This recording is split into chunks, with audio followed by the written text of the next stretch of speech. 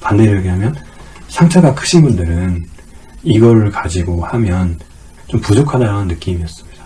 그래서 오히려 상처가 많으신 분들은 저 같은 방법을 썼다가 이게 잘 안 되잖아요.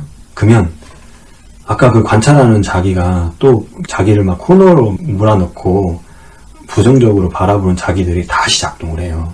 그러면서 일기를 매년 쓰기로 했는데 못 썼다. 그러면 너는 역시 너 자신과의 약속을 못 지키는 사람이구나. 이러면서 또 자기 자신을 밀어가고, 그 다음에 욕한 거를 제가 쭉 읽어봤을 때, 야, 네가 진짜 네 마음에 이런 욕을 갖고 살아도 되냐? 너 되게 나쁜 사람이다. 이런 식으로 다시 또 저를 몰아간다는 거죠. 그러면 자존감을 높이려다가 오히려 자존감이 떨어지는 이런 경험을 하게 됩니다.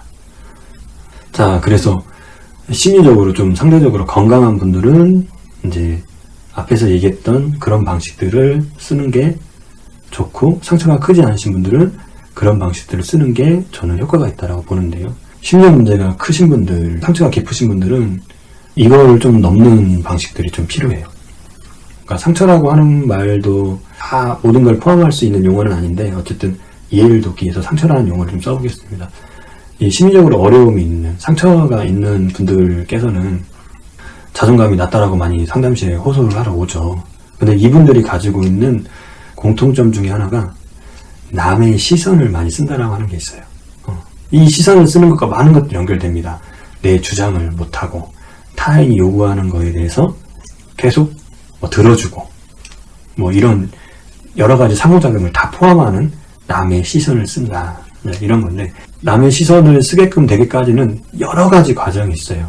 굉장히 개인의 삶에서 여러 가지 경험을 통해서 굉장히 복합적으로 만들어지기 때문에 단편적으로 좀 설명하기 어렵지만, 제가 오늘 설명을 위해서 그냥 단편적으로 좀 말씀드릴게요. 예를 들면 부모님이 굉장히 모범적으로 사시는 부모님들이 계시다라고 한번 생각을 해볼게요.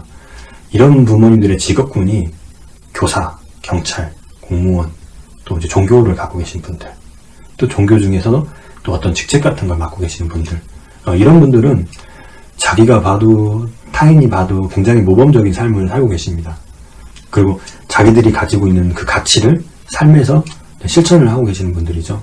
근데 이제 이 분들의 자녀가 예를 들면 싸우고 왔다라고 한번 해볼게요. 그럼 자녀는 막 싸워가지고 싸운 이유도 있을 거고, 싸워서 지금 경험하고 있는 어떤 그런 감정들도 있을 건데, 부모는 야, 그래도 누가 잘못했던 간에 네가 가서 먼저 사과를 하는 게 친구로서 예의다, 이런 얘기를 막 하는 거죠. 그럼 얘는 자기가 어떤 상태인가는 상관없이 가서 사과를 하고 옵니다. 이 친구가 이런 과정을 반복하면 나보다 다른 사람이 중요하구나, 이런 식으로 가게 돼 있어요. 근데 또 이 친구가 살아가다가 거짓말을 한번 했어요.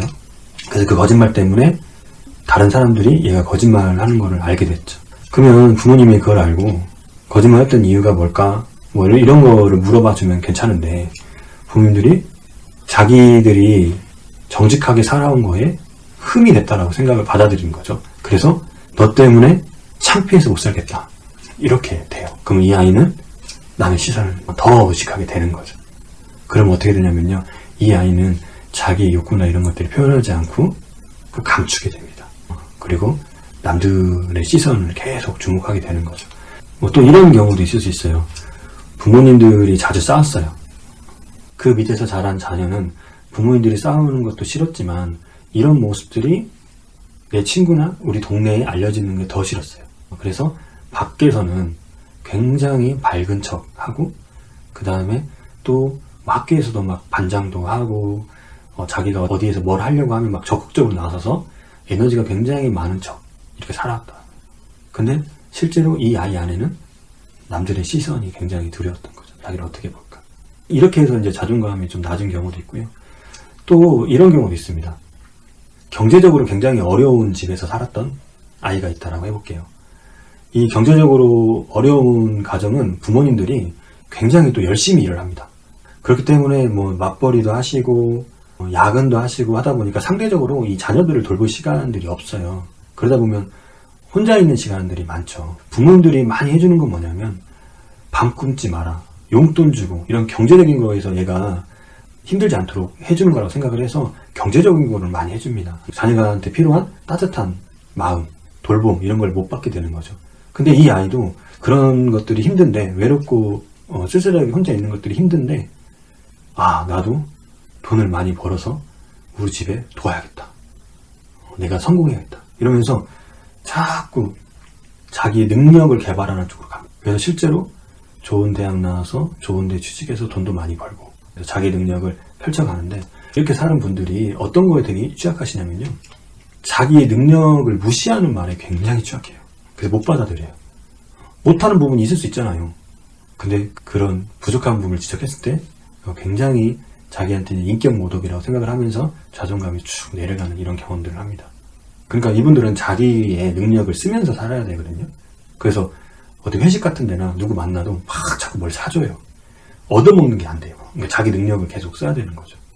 이런 경험들은 그 어렸을 때부터 자기가 뭔가 스스로 해오고, 자기도 부모님을 한테 폐를 안 끼친 것처럼 자기도 남한테 뭔가 이렇게 받는 거를 폐를 끼친다라고 그렇게 생각을 할 수도 있어요. 그래서 이제 이런 자존감이 낮은 분들이 있습니다. 이 방금 예로 든 이 몇 가지 사례에서 보면 실제로 그때 당시에 자기가 느꼈던 감정은 부모님이 싸울 때 그 무서움, 두려움, 그 다음에 어떤 화, 그 다음에 자기가 혼자 있을 때의 어떤 외로움, 쓸쓸함, 이런 것들이었고, 그거를 바라보는 자기들은 이런 두려움과 무서움과 외로움에 대해서 그렇게 하면 안 된다 라고 바라봤던 거예요. 그래서 이거를 극복하는 방식들을 썼던 거죠. 그러니까 자기를 관찰하는, 그러니까 자기를 바라보는 이 나들이 자기의 상태에 대해서 받아들이고 인정하는 방식이 아니라 그거를 뭐라고 하고 코너로 몰면서 새로운 방식들을 만들어냈던 거죠. 그러다 보니까 자존감이 낮은 분들을 보면 나를 바라보는 이 관찰하는 자기들이 실제 자기의 어떤 모습을 볼 때 굉장히 비판적이고 부정적이고 압박하는 형태를 대부분 띠고 있습니다. 그러다 보니까 우리가 아까 썼던 방식들이 있죠. 예를 들면 성공 경험을 하거나 나의 어떤 부정적인 관점을 바꾸거나 이랬을 때 기존에 있던 어떤 아픔이나 그 아픔을 통해서 만들어졌던 나를 바라보는 그런 관점들이 힘이 너무 강력한 경우에는 내가 썼던 방식들이 크게 효과가 없는 거예요. 내 안에 있는 이미 아주 강한 것들이 자리 잡고 있기 때문에 오히려 그 방법을 쓸 때마다 자꾸 내 안에 있던 것들이 더 크게 작동을 하여서 자존감이 떨어지는 이런 경험들을 하게 되는 거죠. 저 또한 그랬습니다. 그러면 이제 계속 공부를 하면서 새로운 이론도 공부하면서 또 다시 알게 된 게 뭐냐면, 잘 생각을 해보니까 내가 심리적으로 어려웠을 때 느꼈던 그 내가 있습니다. 얘가 이제 여러 가지 자아 중에 하나겠죠. 근데 얘에 대해서 바라보는 내가 있잖아요. 그래서 얘가 나를 부정적이고 코너에 몰아넣는 압박하는 느낌을 많이 준다고 했잖아요. 얘가 그런 작업을 해요. 근데 곰곰이 생각해보니까 또 한쪽에서 내가 나를 막 압박하고 있으면 또 한쪽에서는 야, 너 압박 좀 그만해라 라고 하는 목소리가 어디서 들리는 거예요. 그래서 야, 얘한테 야, 너 그만 좀 압박해라 라고 하는 목소리가 또 하나 있는 거예요. 그리고 얘한테 또 뭐라고 하냐면 야, 얘가 좀 압박할 수도 있지 왜 그러냐 라고 하는 목소리도 있는 거예요. 그래서 보면은 나는 이게 나를 바라보는 난지 알았는데 알고 봤더니 얘도 바라볼 수 있고 또 얘에 대해서도 바라볼 수도 있고 또 얘에 대해서도 바라볼 수도 있고 또 얘에 대해서도 바라볼 수 있고 이렇게 내가 하고 있는 내 안에서 일어나고 있는 것들에 대해서 바라보고 있는 내가 있는 거예요. 그 바라보고 있는 내가 따로 있었습니다. 따로.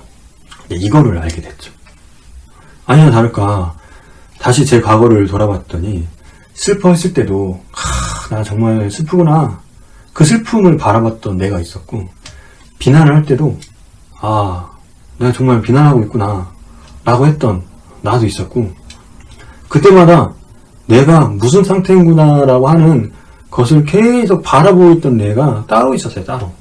그래서 처음에는 이 아까 말한 관찰하는 자기가 나를 바라보는 관점인지 알았어요. 근데 이거는요 관찰하는 자기가 아니었어요. 얘는요 관찰돼야 될 또 다른 나였어요. 어떤 힘든 경험을 통해서 나한테 힘든 경험에 대한 내가 있다고 하면 얘 때문에 얘를 바라보는 내가 생겼잖아요. 예를 들면 비판하는 나, 비난하는 나 생겼잖아요. 얘가 언제 생겼는지는 정확히 모르겠으나 현재 내 상황에서는 얘도 난 거예요. 그래서 얘도 관찰하는 대상 쪽에 넣어야 되는 게 아니라 관찰돼야 되는 대상 쪽에 넣어야 되는 거였습니다. 저는 이거에 대한 깨달음이 저한테 자존감을 높이는데 상당한 도움이 됐었어요. 왜냐하면 자꾸 뭔가 이 비판하고 나를 코너에 모는 것들이 자꾸 뭔가를 잘못됐다라고 생각을 해서 얘를 자꾸 바꾸려고 했거든요. 근데 바꿔지지가 않더라고요. 왜 바꿔지지가 않냐면요, 걔가 곧 나였어요. 나의 모습을 내가 바꾼다고 하는 게 쉽지가 않죠. 예를 들면 지금 저한테 이 팔이라고 하는 게 달려있잖아요. 이 팔이에요. 근데 이 팔을 내가 무슨 수를 써라도 이 팔을 다른 팔로 바꿀 수 있나요? 바꿀 수가 없어요. 내 거거든요. 그런 개념이랑 똑같은 개념이었어요. 비판하는 자기, 코너로 모는 자기가 처음에는 힘든 것 때문에 생겼지만, 그걸 관찰하면서 생겼지만 그 또한 이미 나의 모습이었어요. 그리고 실제로 관찰하는 자기는 따로 있었고, 제가 따로 있다는 걸 늦게 알았지만 예전부터 나랑 함께 계속 있었어요. 이 부분을 제가 알기 시작을 했습니다. 그래서 이 따로 있던, 늦게 알았던 나, 이게 실제로 진짜 관찰하는 나고, 얘가 여러 가지 나에 대해서 하는 게 자존감과 관련이 있습니다. 그래서 지금 말한 이 관찰하는 나, 이거를 제가 배운 이론에서는 깨어있는 나, 온전한 나, 뭐 이런 식으로 표현을 합니다. 아마 이제 이거 말씀드리면 상담 공부하신 분들은 제 이론적 베이스가 어디인지 감이 오실 겁니다. 아마 요즘은 인지행동 치료라고 많이 들어보셨을 텐데요. 그 인지행동 치료 중에서도 새로운 이 물결이라고 하면서 최신 많이 쓰고 있는 인지행동 치료가 있습니다. 그 중에 이제 3가지가 있어요. 액트라고 해서 수용 전념 치료, 그 다음에 DBT라고 해서 변칙법적 행동 치료, 그 다음에 이제 마음 챙김이라고 있습니다. 저는 이 마음 챙김 쪽에 기반을 두고 있고요. 마음 챙김의 쉬운 말은 명상입니다. 근데 이제 앉아가지고 막 이렇게 명상 막 하는 이런 명상이 아니고요. 지금도 저는 영상을 찍으면서 마음 챙김 명상을 하고 있습니다. 이유는 뭐냐면요, 제가 이런 이야기를 유튜브에 올렸을 때 수많은 전문가들이 비판을 할 수도 있잖아요. 사실 그게 두렵잖아요. 그 두려움에 대한 마음 챙김을 하고 있습니다. 그래서 명상은 걸을 때나 밥 먹을 때나 설거지 할 때나 공부할 때나 우리 일상에서 늘 함께 할 수 있는 것들입니다.